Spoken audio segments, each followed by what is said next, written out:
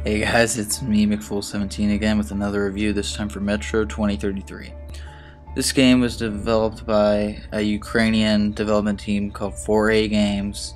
This game is actually based off a novel by Dmitry Glukhovsky. I think I said that right. It's a Russian novel, and he's Russian. It's really big over there, I guess.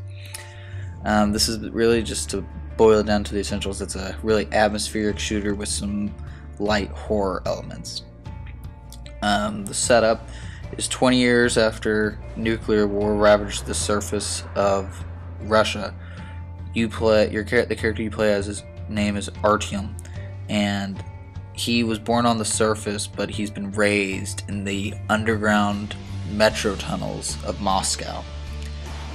And in this post-apocalyptic future, each station is almost like its own city, and they operate however they wish.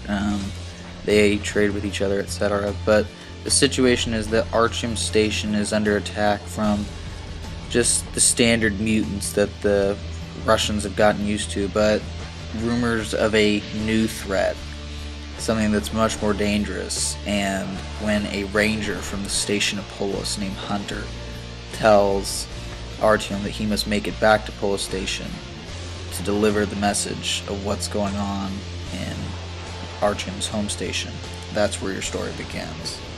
As you can probably notice from the gameplay footage, the graphics on this game are really nice, I think. The overall setting of this game, from the dank and dark metro tunnels to the bleak surface of Moscow, the graphics engine really helps capture those environments and really makes you feel immersed in the game world. And the level of immersion in this game is great. All the cutscenes, everything your character does takes place in first person. The HUD is pretty minimal. To check like your objectives, he pulls out like a clipboard that has a compass on it, and then there's a lighter that he uses to light the objectives so you can read it even in the dark. Just the level of immersion is really great. The atmosphere in this game is also very good. The level of tension and desperation, like, you can tell that this has some Russian influence because it's not a happy game. It's somewhat depressing. But the atmosphere in this game is really only bested by the city of Rapture and BioShock. There's a few game mechanics that set this apart from other standard first-person shooter fare. First of all, you need to scavenge for your ammo or you will run out. It's just one of those games where after you kill an enemy, you should loot their body and, take whatever ammo you can find, search your environment like thoroughly. Then another aspect that goes with the ammo is that the world of Metro 23 runs on kind of a bullet economy. And what I mean by that is there's two different types of ammunition in the game. There's the dirty rounds, which are these rounds that are manufactured in the tunnel, not very powerful, but they're plentiful. And then there's also the military grade rounds, which are from before the bombs fell. High quality ammunition, really powerful, but they're extremely valuable. And what they're basically used as a currency in the game.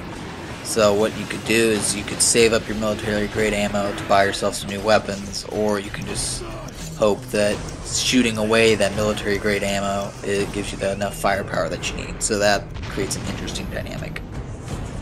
There's also the need for a gas mask when you do one of your treks on the surface of Moscow.